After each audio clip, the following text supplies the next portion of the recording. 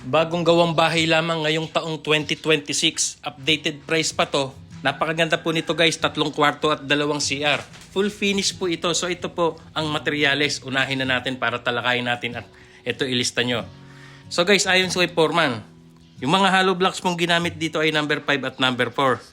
Ito pong number 5 ay 2,500 piraso at yung number 4 ay 2,700 piraso. So yan po, yung bahay na ito napakaganda po. Makikita nyo by actual full video house tour mula sa labas hanggang sa loob. Yung finishing lalo nito. Kaya ito po, ibinahagi sa atin ni contractor yung totally na nagastos dito at yung materyales. Kaya ito po, nililista natin at binabanggit po natin dito. So ito po, sa mga bakal naman ay 12mm at 10mm ang ginamit. 360 piraso sa 12mm. At yung 10mm naman ay 400 piraso. And then sa mga buhangin, S1, 31 load ang nagamit at yung graba ay 12 load at nakapagpa-deliver ng panambak na 6 or 16 na load. So ito po guys, malaking bahay po ito. Ang sukat ay 166 square meters, 3 bedrooms, 2 CR, maluwang na sala, kitchen and dining area at 3 po ang terrace nito. Ayan o, nakikita nyo, napakaganda. At sa steel trusses po ito, angle bar po yung ginamit. Ayan, nakita nyo yung trusses na yan. At C-par lins 2x3, 62 piraso. Ayan, yung fascia board naman ay 25 piraso. At gumamit po sila dito ng color roof long span rib type at 0.5 ang kapal. 8.5 meters ang haba, 32 piraso. At 4 meters ang haba, 19 piraso. Kaya po lahat ng kabuuan ginamit na yero dito sa bahay ay 51 piraso. At yung mga gutter po yan, nandyan, pati yung kanilang spandrel. So ito na po, dito tayo sa dako ng pagpapakabit ng kisame. So ito naman po nakikita natin, buo na po yung bahay guys. Napakaganda po ng loob nito, makikita natin. So ito naman po yung ibang materyales na ginamit dito sa mga tiles at pagpagawa ng kisame. So sa kisame po, metal paring, ang nagamit dito ay 200 piraso. And then gumamit din ng carrying channel, 40 piraso at W-keep 200 piraso. At ang ginamit po nila dito sa kisame ay gypsum board. Ayan, gypsum board po 150 piraso. And then guys, sa tiles, ang pinaka-major na ginamit dito ay almost 60 by 60. At ito ay 460 piraso at iba pa po yung mga maliliit na sizes. So ayan po, nakikita natin guys, buo na yung bahay. At ito nga, nakikita natin, finish na po to, turnover na sa owner. At ito po, siya sa atin at panoorin natin kung gaano kaluwang yung 166 square meters. At ito po ay 3 kwarto at 2 CR. So ito po, after nyo mapanood yung full video house tour nito ay malalaman po natin kung magkano nga ba ang full kontrata dito. At any point of Luzon, pwede po silang gumawa. Kaya mag-message lamang po kayo kay contractor. Ilalagay ko po sa dulo ng video ang kanilang FB at number. Kayo pong direktang mag-message or mag-comment po kayo dito at sila ay sasagot sa inyo. Ito po, panoorin natin at siya sa ating nating mabuti. Sa bawat pawis, luha at pagod, may pangarap na pilit tinatago. Sa ilalim ng buwan, taimtim ang dasalan na sana'y may bahay kaming matatawag. Lumipas ang taon, di bumitaw kahit gaano kahirap ang daan.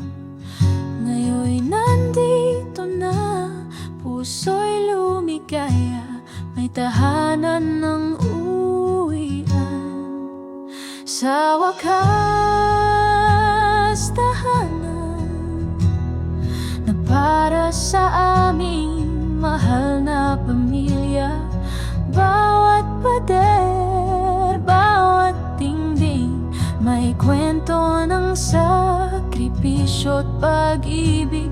Sa wakas, tahanan, pangarap na ngayon'y natupad na.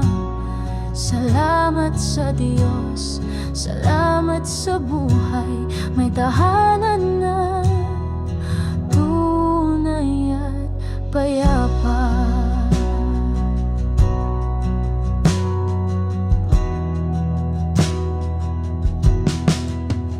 Munting sala, masayang tawanan, sa kusina'y amoy ng nilulutong pagmamahalan. Sa bintana, tanaw ang pangarap na dati sa harap. Hindi man palasyo ang anyo, ngunit dito buo ang pangarap ko. Laging may yakap, laging may ngiti, dito kami laging sabay-sabay. Sa wakas, tahanan na para sa aming mahal na pamilya.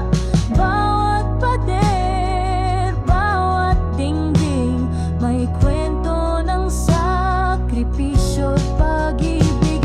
Sa wakas, tahanan, pangarap na ngayon'y natupad na. Salamat sa Diyos, salamat sa buhay, may tahanan na tunay at payapa. Ang lahat ng hirap napalitan ng galak, sa bawat sulok may alaala at pangarap. Hindi lang ito bahay, kundi buhay na binuo sa pag-ibig na tunay.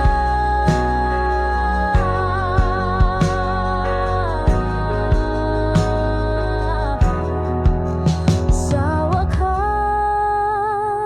tahanan, pangarap na ngayon'y natupad na. Salamat sa Diyos, salamat sa buhay, may tahanan na tunay at Sa bawat pawis, luha at pagod, may pangarap na pilit tinatago. Sa ilalim ng buwan, taimtim dasalan na sana'y may bahay kaming matatawag. Lumipas ang taon, di bumitaw, kahit gaano kahirap ang daan. Ngayon'y nandito na, puso'y lumigaya, may tahanan ng uwian. Sa wakas, tahanan na para sa aming mahal na pamilya. Bawat pader, bawat dingding, may kwento ng sakripisyo at pag-ibig. Sa wakas, tahanan, pangarap na ngayon'y natupad na. Salamat sa Diyos, salamat sa buhay, may tahanan na tunay at payapa. So guys, ayun nga po't natunghayan nyo kung gaano kaganda at kaaliwalas, lalong-lalo na yung pagkakagawa ng bahay na talaga nga namang napakatatag. Mula layout hanggang mag-file ng hollow block, magkabit ng trusses ng bubong at mag-finishing ay talagang nasubaybayan natin. Kaya ito guys, ang contractor po na gumawa nito, ang team Harris Palma and Axel Palma. Ito po ang kanilang FB. Ayan po, mag-message po kayo sa kanila or mag-direkta or mag-comment po kayo at sila ay sasagot sa inyo. Ang location na pwede po nilang galawan, any point of Luzon, pwede po silang gumawa ng bahay. Kaya ito po guys, mag-message na kayo at sila ang magre-reply mismo sa inyo. Thank you.